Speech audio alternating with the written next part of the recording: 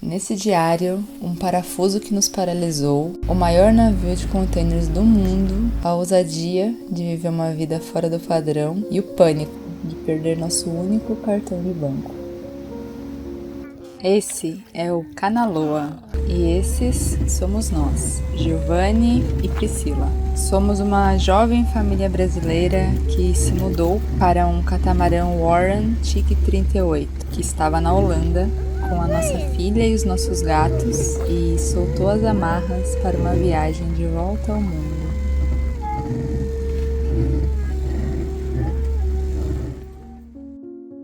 Chegar no Reino Unido foi, acima de tudo, um alívio linguístico. Depois de meses nos Países Baixos tentando decifrar o holandês, e sempre com uma pulga atrás da orelha, tipo, o que será que eles estão falando da gente? Aqui finalmente a gente entende tudo o que se passa na rua. É um alívio, mas também é um lembrete histórico profundo. Nós e nossa canoa estamos cruzando as mesmas águas que séculos atrás foram dominadas pela Marinha Real Britânica. Por praticamente um século. Entre 1815 e 1914 foi justamente a Pax Britânica que levou o idioma inglês até os cantos mais distantes do planeta. Foi o maior império da história e em cada porto que eles controlavam, fosse na América, na Índia ou na Ásia, o inglês se tornou a língua do poder, da administração e do dinheiro. Quando esse império naval acabou, após as 2 guerras mundiais, os Estados Unidos assumiram o controle do mundo que já falava a língua dele. Hoje, o inglês é a língua oficial da aviação, da navegação, da ciência, dos negócios e da internet. Mas o nosso alívio linguístico durou pouco e logo a gente já voltou para o clássico jogo da sobrevivência, que recomeça em cada novo território, por termos que mapear os melhores pontos de ancoragem, de acesso à terra para compras e água potável. Nós passamos um dia no Yacht Club, descansando da nossa desgastante travessia do Mar do Norte e reabastecendo o barco para seguirmos com o objetivo de chegar ao sul da ilha o quanto antes. Lowestoft é historicamente o ponto mais oriental de todo o Reino Unido. Por séculos foi a capital mundial da pesca do arenque, que era uma indústria que movia a economia. E durante a Segunda Guerra Mundial, por ser uma base naval, foi uma das cidades mais bombardeadas do país. Mas hoje, sinceramente, é uma cidade sem muitos atrativos e com uma vibe um pouco decadente, como quase toda a Inglaterra, principalmente em comparação com os Países Baixos, onde existe um esforço de renovação e manutenção enorme. E navegar aqui é um jogo completamente diferente. A costa leste da Inglaterra não é o Caribe, não existem baías paradisíacas para ancorar. Você tem que entrar nos rios, nos estuários, mas esses rios são umas armadilhas de lama. Eles têm uns canais dragados super estreitos para navegação e as bordas secam completamente na maré baixa. Além disso, quase todo o espaço existente em águas abrigadas já está todo tomado por poitas privadas. Com esse desafio em mente, a gente foi para a área de ancoragem entre Harwich e Felixstowe. E aqui a história e a modernidade colidem. Harwich é um dos portos mais importantes da Inglaterra. Foi uma base naval-chave contra a Armada Espanhola e contra Napoleão. E hoje, do outro lado do rio, fica o porto de Felixstowe, o maior e mais movimentado porto de container de todo o Reino Unido. Basicamente, quase metade de todos os produtos importados que chegam ao Reino Unido em navios e quase metade de tudo que o país exporta por container passa por esse porto, que é tão estratégico por ser mais próximo ao porto de Rotterdam, que é o maior da Europa e que por sua vez está situado no delta dos rios Reno e Moça, que são verdadeiras hidrovias que levam diretamente ao coração industrial da Europa. Aqui presenciamos um dos maiores ultra-large container vessels do mundo, o MSC Irina, que com 400 metros de comprimento, que daria 36 canaloas enfileirados, tem capacidade de carregar 24.346 containers.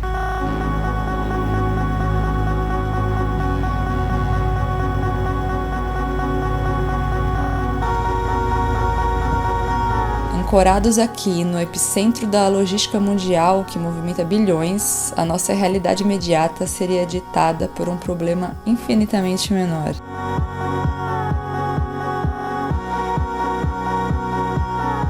Ainda comemorando a nossa chegada em Harwich, o plano era muito simples: trocar o óleo dos motores, que trabalharam por horas a fio no Mar do Norte, e seguir viagem para o sul no dia seguinte, buscando ancoragens melhores. Mas o parafuso do óleo espanou, um pedaço de metal minúsculo que parou todos os nossos planos. Começou uma corrida contra o relógio, porque a gente precisava de uma peça nova para resolver esse problema naquele mesmo dia para poder seguir a viagem no dia seguinte. E o problema é que nessa parte da Inglaterra as marinas são muito poucas e muito disputadas, porque essa região dos rios Orwell e Stour é o coração da vela tradicional inglesa. E para piorar, o Kanaloa, com seus 6 metros de largura, não cabia dentro da única marina próxima a lojas náuticas. Então a nossa única opção foi parar em uma poita da marina no meio do rio. E lá vamos nós para a clássica aventura de botinho para chegar em terra. Como chegamos no meio da tarde na poita por causa do horário da maré,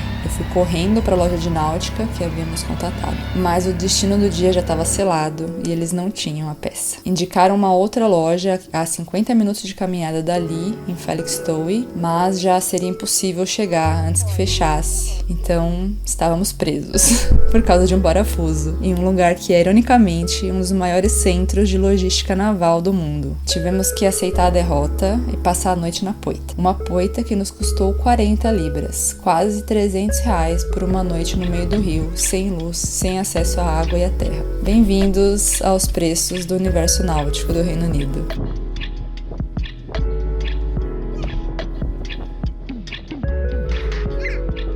No dia seguinte, encaramos a peregrinação. O transporte público era caríssimo, então fomos caminhando mesmo. Chegamos na loja exaustos, mas eles também não tinham a peça. Apelamos para uma ideia paliativa e compramos uma fita veda-rosca para preencher a folga da rosca espanada. E voltamos para o barco, derrotados pela logística, esperançosos com a solução do parafuso e vitoriosos na coleta de alimentos, porque no caminho encontramos centenas de arbustos carregados de amoras silvestres maduras e a neném ficou particularmente muito feliz de ir comendo frutinha o caminho todo. Blackberry, ou colher amoras, é um passatempo nacional aqui no Reino Unido no fim do verão. É um direito cultural quase sagrado, o foraging. Depois de gastar 40 libras numa poita e andar quilômetros por uma fita, encher as barrigas com frutas grátis foi o melhor negócio que fizemos na Inglaterra até agora.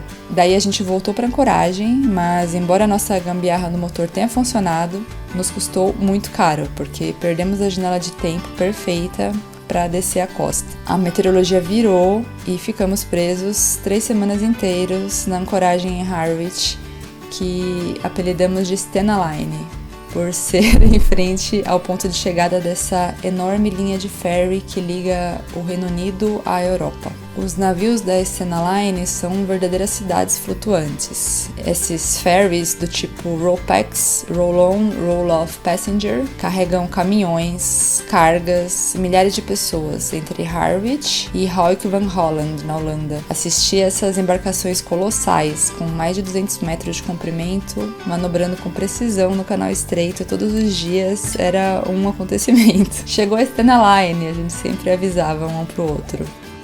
Depois de alguns dias, por indicação de uma velejadora vizinha do nosso barco em Lelystad, fomos até a única atracação gratuita na região, um pequeno pier público em Manningtree, uma cidadezinha no topo do rio Stour, onde podemos ficar na plataforma de graça por 1 hora. Pegar água potável e assistir a criançada da cidade nadando na água espumada do rio. Tivemos que ter atenção absoluta à maré, porque aqui a variação é tão grande que o rio literalmente desaparece e vira um campo de lama. E é nessas situações que o Kanaloa mostra seu superpoder. A maioria dos veleiros monocascos tem uma quilha que é um bulbo de chumbo que se estende 2 metros ou mais para baixo d'água. Eles jamais sonhariam em subir um rio como esse na maré secante, porque encalhariam na certa. Mas o calado do Kanaloa é de 75 centímetros. Isso significa que podemos flutuar onde outros afundam na lama, nos dando acesso a lugares que são fora de limite para outros barcos. É a filosofia polinésia na prática, acesso total à costa. Manningtree parece uma pacata vila inglesa, inclusive é uma das menos populosas, mas ela tem um dos passados mais sombrios do país. No século XVII, durante o caos da Guerra Civil Inglesa, essa cidade foi o quartel-general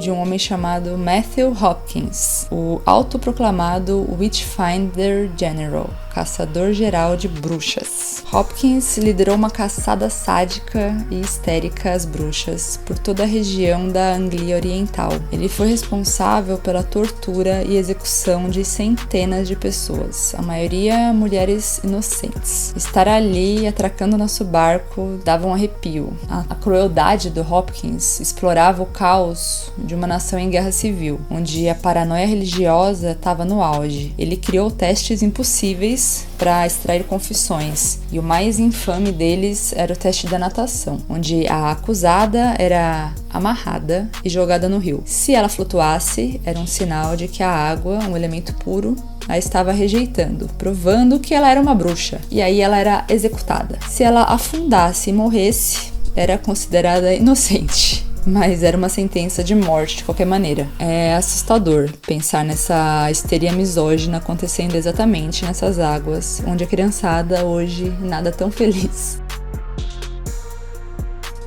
Para nossa surpresa, apesar da movimentação de tantos barcos enormes, os rios Stour e Orwell são áreas de proteção especial e nós éramos visitados por focas Harbour Seals, curiosas, que apareciam do nada, olhavam nosso barco e sumiam. Dependendo do momento, centenas de águas vivas passavam flutuando na corrente.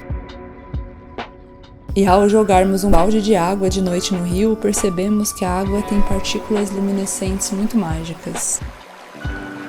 Mas descansar em si, ancorado aqui, é bem relativo, porque a vida na costa leste inglesa é ditada pelas marés. Então, a cada 6 horas, o rio muda de direção e o barco muda de posição em 180 graus, mais ou menos. No momento da virada da maré, a força da água e do vento se anulam e o barco fica num balé desgovernado, dançando em volta da âncora até que a corrente pegue força de novo. Essa movimentação toda pode fazer com que a âncora solte, como soltou uma vez, e isso não nos deixava descansar plenamente, porque as bordas rasas do rio estavam sempre próximas de nós e poderíamos encalhar em uma dessas situações. Foi nesse momento que vimos que viria uma onda de baixa pressão, com rajadas de mais de 30 nós, e optamos por pagar mais uns dias na poita da marina. Um preço absurdo, sim, mas era o preço da nossa segurança. Pelo menos o chuveiro era delicioso, e aqui no Reino Unido, luxo significa um chuveiro quente, que não desliga sozinho a cada 20 segundos com um botão de pressão, como na maioria das marinas da Europa. Conseguimos descansar bem e apreciar pôres do sol espetaculares.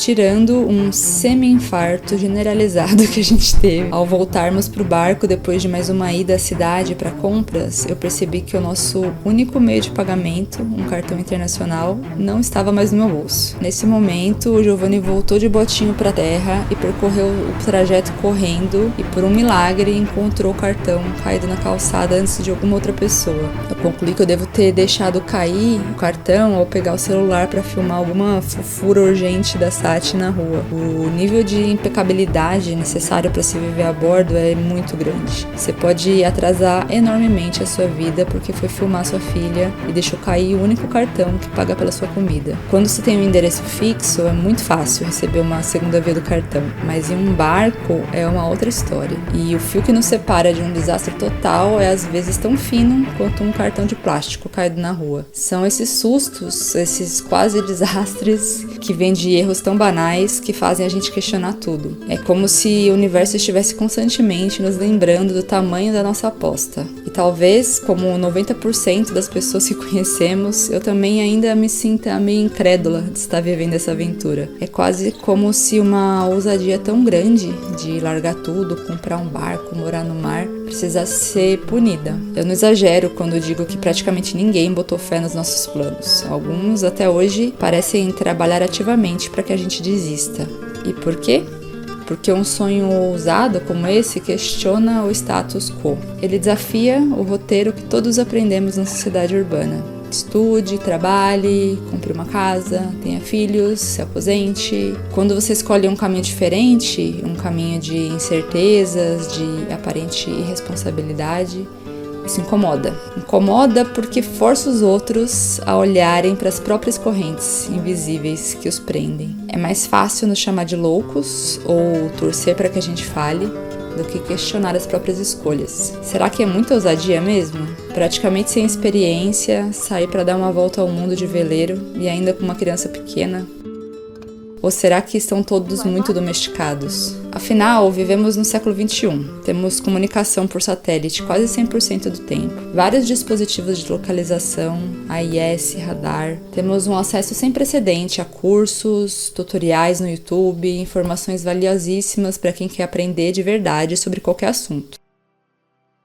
Eu penso nos meus avós, por exemplo, que nos anos 50 saíram do sertão do Ceará para São Paulo com 2 crianças pequenas, fazendo parte do grande êxodo rural, fugindo de uma seca devastadora.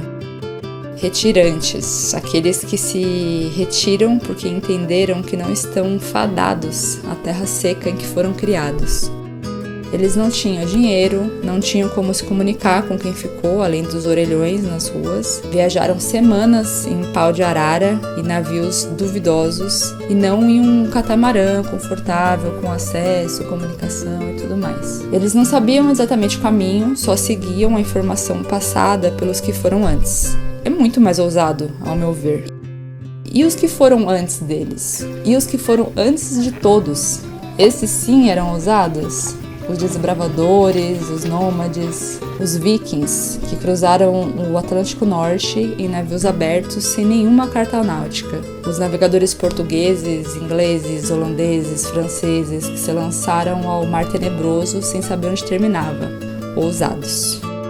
E é claro, os próprios polinésios e tantos outros povos do mar que liam as estrelas, a direção das ondas, o voo dos pássaros, aquilo sim era ousadia. O próprio James Warren, designer do nosso barco, foi um verdadeiro rebelde e um pioneiro. Nos anos 50, a academia e o mundo da vela eram dominados pela ideia de que os catamarãs eram instáveis e que os polinésios tinham apenas flutuado à deriva no Pacífico. Warren discordava ferozmente. Ele dedicou a vida a provar que as canoas duplas polinésias eram as embarcações de exploração mais sofisticadas já criadas. Para fazer isso, ele construiu seus próprios barcos, com base nesses princípios antigos, e em 1956, com seu veleiro Tangaroa e suas companheiras Ruth e Juta, tornou-se o primeiro inglês a cruzar o Oceano Atlântico de leste a oeste em um catamarã. E com seu segundo barco, Rongo, em 59, eles foram os primeiros a cruzar o Atlântico Norte de oeste a leste em um catamarã. Ele provou não só que seus barcos funcionavam, mas que os polinésios eram de fato os maiores mestres da navegação oceânica. Warren, Ruth, Juta e Haneke projetaram barcos para pessoas que queriam fugir de suas vidas mundanas, com modelos de catamarã que podiam ser construídos a um custo acessível, e deram a oportunidade para que milhares de pessoas como nós se tornassem também pessoas do mar, como eles. Determinação, coragem, firmeza, ousadia. Quantas vezes pessoas muito próximas a nós abrem mão de viver aquilo que mais as ligam à sua essência em troca de algo que seja conveniente, dentro do que a sociedade perpetua como seguro, sendo essa segurança ilusória, né? Porque nada é garantido na vida, tudo está frequentemente se renovando. Com muito respeito à mãe natureza, nós apenas seguimos os rastros de milhões que já cruzaram esses mares. E de verdade, enquanto não saímos da Europa, com seus canais marcados, cartas náuticas super atualizadas, marinas a cada 30 milhas no máximo, tráfego controlado. Eu diria que mais domesticada do que a navegação por aqui é impossível. A ousadia hoje talvez não seja o ato de navegar, mas o ato de escolher viver fora do padrão. Essas 3 semanas presos nos rios Stour e Orwell foram um teste de paciência, com o nosso barco dançando ao redor da âncora a cada virada de maré, enquanto aguardávamos a janela de tempo. Um teste de logística com parafuso espanado, preços absurdos, cartão perdido e a maior das ousadias, uma gambiarra com fita veda-rosca. Uma lição sobre a história sombria que se esconde em vilas pacatas e sobre a resiliência de um sonho que incomoda tanta gente simplesmente porque é diferente. Mas a maré vira e a nossa janela de tempo finalmente chegou. No próximo episódio, deixamos para trás a terra dos caçadores de bruxas e os gigantes de Harwich para finalmente descer a costa. Vamos enfrentar o Estreito de Dover, que é a autoestrada marítima mais movimentada do mundo, e navegar por um dos símbolos mais icônicos do Reino Unido, as Falésias Brancas de Dover. Será a nossa primeira vez navegando no famoso Solent, que é o playground náutico da Inglaterra, rumo a Chichester Harbour, uma prometida área de preservação, em busca de um novo ponto de ancoragem seguro e tranquilo. A jornada para o sul do Reino Unido finalmente será retomada. A gente se vê no próximo Diário da Imediata. Tá sendo muito legal esse aprendizado de compartilhar nossa história, de compartilhar as reflexões e também ouvir o que vocês têm para dizer aí desse lado, olhando a situação de fora, né? Então, tô muito feliz de estar fazendo isso. E agradecer muito aí quem tá apoiando, quem tá participando.